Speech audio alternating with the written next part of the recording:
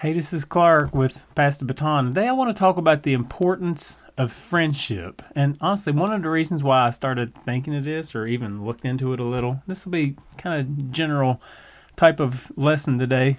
But the reason I looked into this was a meme I saw, and it said, no one ever talks about the miracle of Jesus having 12 close friends.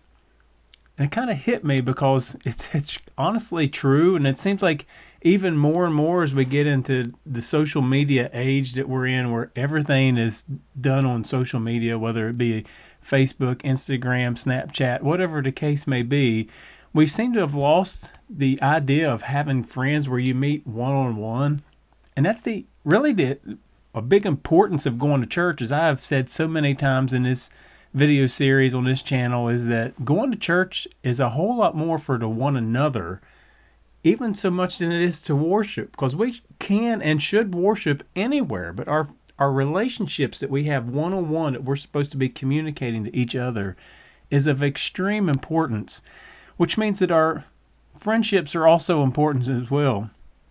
Now, as we look into this just briefly, see so many things. For one thing about this, and Jesus having the friends, his disciples, these were 12 guys.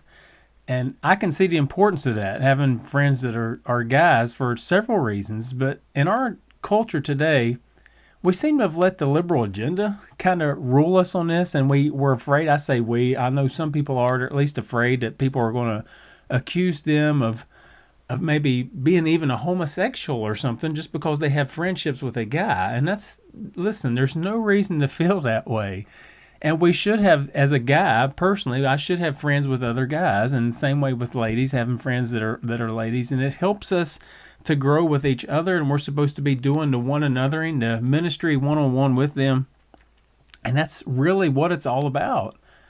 Now, the social media as well, another thing that comes out of this is that the social media, and I'm sure you've heard this already, but like on Facebook, and someone wants to be your friend, it doesn't really mean much because it may be someone you never see, never talk to, but you're friends on social media.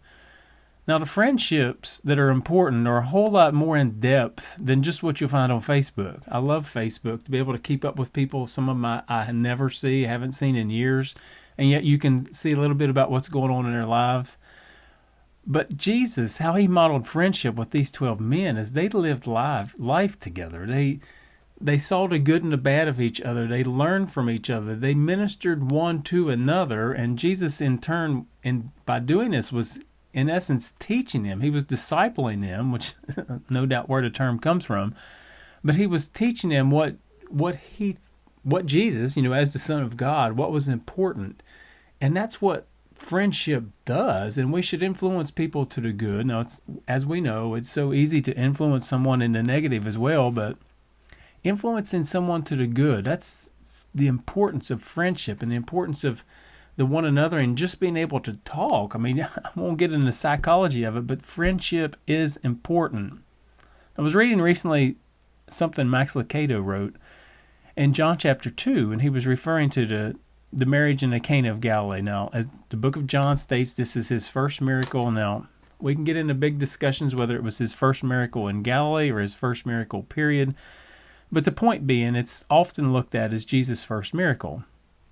And so Max Lucado said, why would Jesus and his disciples go to a wedding? And I'd really not thought about it like this before, but he said, because they wanted him there. It had nothing to do with the fact that he was going around performing miracles, because he hadn't done that yet. It had nothing to do with the fact that he had this celebrity status, because he didn't. It had to do with basically the fact that they wanted him there. And as he stated, this speaks volumes of the fact that just some common people wanted Jesus at their wedding because they were friends. No doubt they probably knew him. Now in John chapter 1, he's in Jericho, so he makes a trip to Galilee, and maybe he went there a little earlier, but he was invited to a wedding, so he goes to Galilee, a trip that's like 80 or 90 miles, because he felt the importance of being with his friends. And if he was willing to travel that far for them, he was willing to travel even farther for us. By going to the cross, by giving his life for you and for me, Jesus went as far as he could go. And that's true friendship. And as we go further into the book of John, he even says that greater love hath no man than this, that a man give his life for his friends. And this is what Jesus modeled in chapter 13 of John, the same book where the marriage of Cana and Galilee comes forward. He goes and he washes the feet of the disciples. And no doubt when you look through that, Judas is there. Judas is there when he's washing their feet, and then he leaves, and at that time it gets to chapter 13. He says, a new commandment I give you, that you love one another. And he goes on to say, by this will all men know that you are my disciples, because you have love one for another.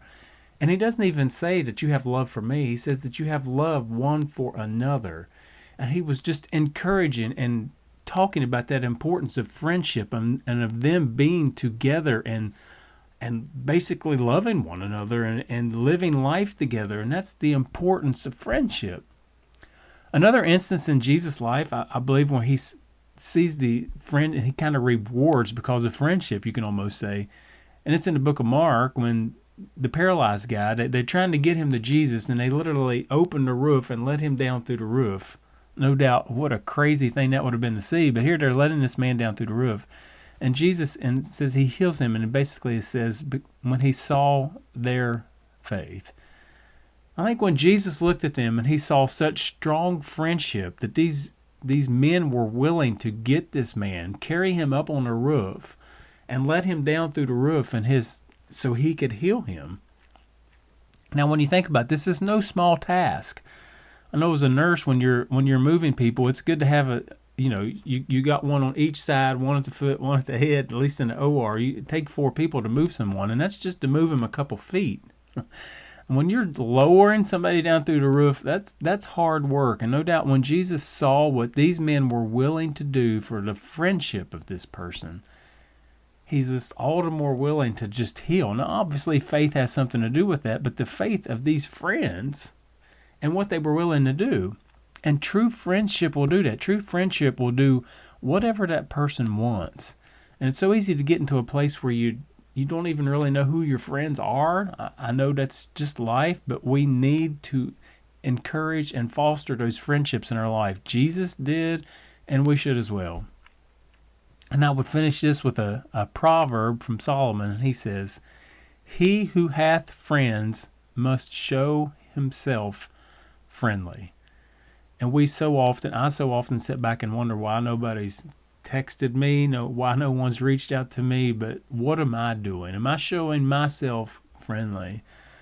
So as the importance of friendship goes, reach out, show yourself friendly, and do what Jesus would do. And he fostered that importance. And I think we need to see the importance of friendship. We need to try to make friends. We need to try to influence them. And that's what life's about. And I hope that from this, maybe this will make you want to get in the Word. Look at John chapter 13 through 15 and see what Jesus says about it. But also I hope that it makes you want to encourage friendship, makes you want to live a better life for others so that we can see that friendship and see them grow. Until next time.